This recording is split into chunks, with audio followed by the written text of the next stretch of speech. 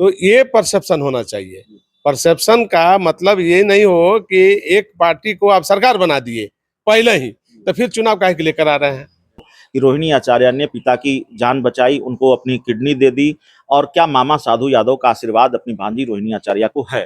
तो ये सारे चीजों को पहले वोट को जोड़ना चाहिए था, खड़ा करने से पहले वोट को जोड़ना चाहिए था।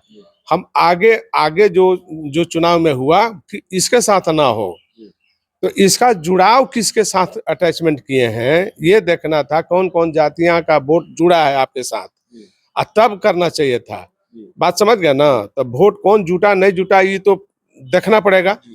वो एक्स्ट्रा वोट माने पहले। नमस्कार, आप देख रहे हैं 4 PM और मैं हूं अभिषेक मिश्रा। देखिए, इस वक्त हमारे साथ पूर्व सांसद साधु यादव जी हैं और जाहिर तौर पर 2024 का लोकसभा चुनाव है, तो कई सवालों के जवाब तलाशने हम साधु यादव जी के पास आए हैं।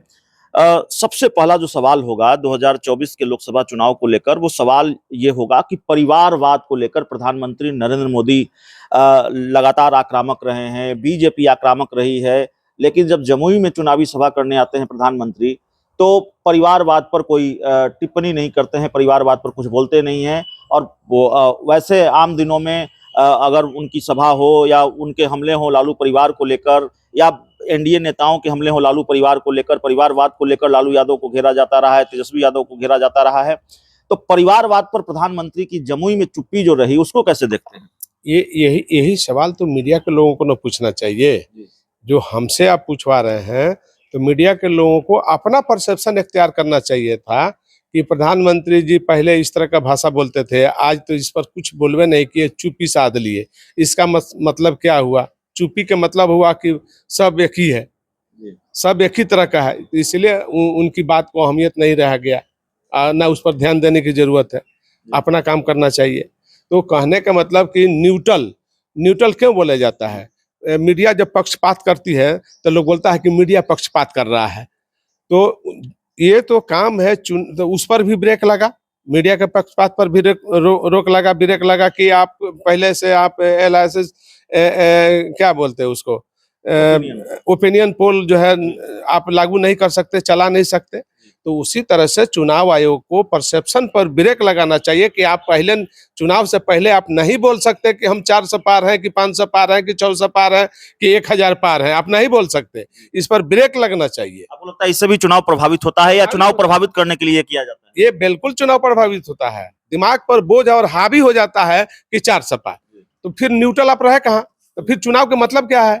चुनाव मत कराइए, आप ऐसा ही सर्टिफिकेट बांट दीजिए। आप ये मानते हैं कि परिवारवाद को लेकर भारतीय जनता पार्टी भी घिरी हुई है, नरेंद्र मोदी भी घिरे हुए हैं? पहली बार जब वो जमुई में चुनावी सभा करने गए तो वो चिराग पासवान के जीजा जी के लिए करने गए, आज वो नवादा में चुनावी सभा करने जा रहे हैं, डॉक्टर CP ठाकुर के बेटे विवेक ठाकुर के लिए करने जा रहे हैं। नहीं, ये बात सही है, जो भी पार्टियां खड़ा होती है तो अपना पक्ष में प्रचार करती है। यही हम कह रहे हैं कि पार्टी के प्रचार में जाइए, प्रचार करिए, जनता से अपील करिए कि हमारा उम्मीदवार है, हम काम किया है, हम काम नहीं किया है, उसके आधार पर आप हमको वोट दीजिए, जिताइए।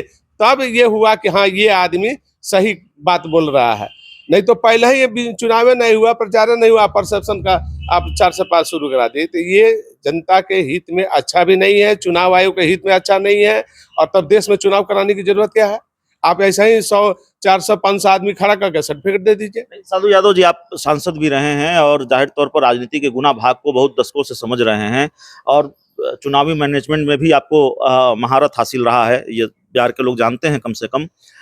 जो बिहार को लेकर दावा है कि 40 की 40 सीटें एनडीए जीत जाएगी, बीजेपी का दावा है, बीजेपी के सहयोगी दलों का दावा है, और जो दावा है कि 400 पार देश भर में, क्या उस दावे में दम है?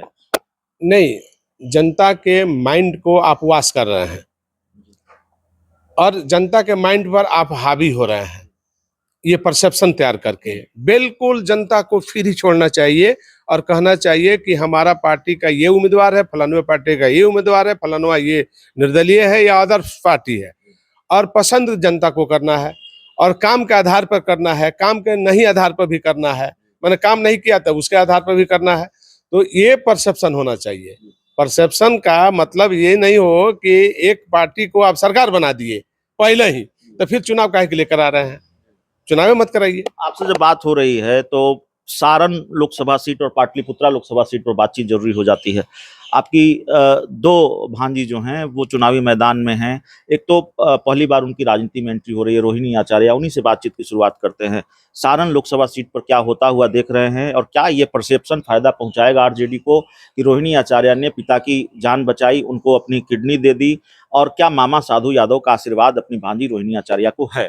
नहीं, देखिए, आशीर्वाद जो है क्यों नहीं रहेगा? जी। आशीर्वाद रहेगा, जी। लेकिन हम बाकी लोगों की तरह हम नहीं बोलते हैं। बाकी लोगों की तरह जो लोग बोल रहे हैं, परसेप्शन जो फैला रहे हैं, उस तरह का परसेप्शन हम नहीं फैलाएंगे। हमारी श्रद्धा है, किडनी दान किया है और उसका बहुत भारी योगदान है, इसमें कोई दो राय नहीं है। लेकिन हम तब न बताएंगे कि जब हम देख लेंगे वहाँ का सिचुएशन, क्या वोट का गणित है, क्या वोट का इंतजाम है। पीछे चुनाव में लालू जी खड़ा हुए थे या बहन जी को भी खड़ा कराए थे, तो कोई वोट का जुड़ाव नहीं किए थे। हम मतलब अभी चुनावी मैनेजमेंट ठीक है। चुनावी जो मैनेजमेंट होता है, वोट हम जोड़ रहे हैं अपने साथ, तो ये सारे चीजों को पहले वोट को जोड़ना चाहिए था। खड़ा करने से पहले वोट को जोड़ना चाहिए था। हम आगे आगे जो चुनाव में हुआ कि इसके साथ ना हो, तो इसका जुड़ाव किसके साथ अटैचमेंट किए हैं ये देखना था। कौन कौन जातियां का वोट जुड़ा है आपके साथ, और तब करना चाहिए था। बात समझ गया ना? तो वोट कौन जुटा नहीं जुटा ये तो देखना पड़ेगा। वो एक्स्ट्रा वोट, माने पहले जब लड़ाए थे, बहन जी को भी लड़ाए थे, तो वोट का कोई जुड़ाव नहीं था, वही वोट था। फिर आपके बाद के 19 के चुनाव में भी चंद्रिका प्रसाद भी लड़े थे, तो कोई वोट का जुड़ाव नहीं हुआ था। तो आज जो लड़ा रहे हैं उसी वोट के आधार पर लड़ा रहे हैं कि कोई एक्स्ट्रा वोट जोड़े हैं। अगर एक्स्ट्रा वोट जोड़े होंगे तो फिर स्वाभाविक है कि रिजल्ट होगा। आखिरी सवाल है, तेजस्वी यादव कह रहे हैं कि माई की नहीं बाप की भी पार्टी है, बहुजन, अगड़ा, आधी आबादी और पुअर। क्या जिस वोट बैंक की वो बात कर रहे हैं, जिस तबके की वो बात कर रहे हैं, बहुजन, अगड़ा, पुअर और आधी आबादी, वो आरजेडी के साथ जुड़ता हुआ दिख रहा है आपको? हमको तो नहीं लगता है, हमको तो नहीं लग रहा है। इसीलिए हम बोल रहे हैं कि हम कैंडिडेट जब देख लेंगे कि फाइनली कौन कौन पार्टी का कैंडिडेट हो रहा है, तो उसके हिसाब से हम लोग आकलन कर लेंगे और अपने से आकलन करेंगे। कोई किसी का बताया हुआ कहा हुआ नहीं, तो हम लोग समझ जाएंगे कि यहाँ ये होना और वहाँ वो होना है। जैसे अभी हमने विरोध किया कि परसेप्शन को खत्म करिए, परसेप्शन नहीं बनाइए, तो उसी तरह से सबको करना चाहिए, और तब जाके पता चलेगा कि सही में जनता का हिमायती कौन है।